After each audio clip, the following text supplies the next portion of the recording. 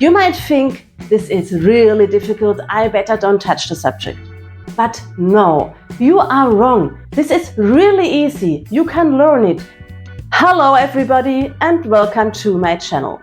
My name is Melli and in today's video I'm going to show you how I'm doing a millet sourdough, which is a sourdough which is gluten-free and vegan.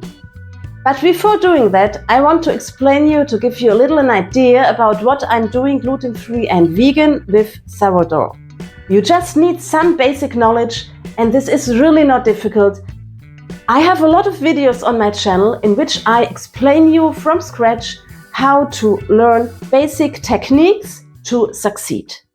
Just go there, check them. Before starting, I want to show you my collection of sourdoughs. This one is the first one I've started years before. This is a brown sourdough. This is the one you can use for all kinds of recipes. It's really mild, it doesn't have a strong taste, and it always works. Here in this one, let me check the label. This is the oats rice sourdough that I also quite often use. And here we have another one. This is the oats one. Over there we have the one of today. These are the millet grains. I'm milling them in my blender. I have a high-speed blender and it works really well. If you bake and you use the still warm flour, freshly milled, it gives really good results. I highly can recommend doing this. If you don't have this, don't worry. The recipes will also turn out very well. So, this is the one of today, the millet one. Let's open and smell. Yes, very acid, typical taste of sourdough.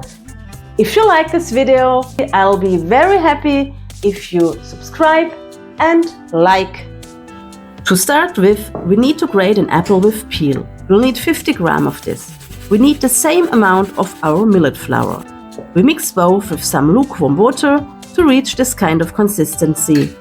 We stir it well and cover it with a loose lid and set it aside for 24 hours.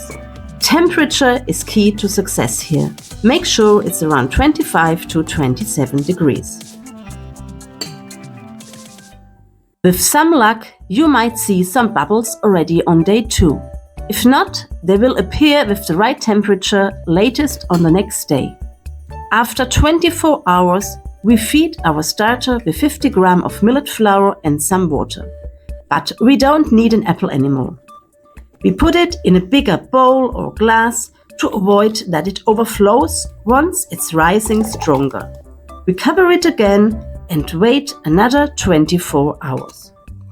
After 24 hours, it's feeding time again. Same procedure, cover it and set it aside. After some hours, it looks already like this. To keep the right temperature, you may use this trick.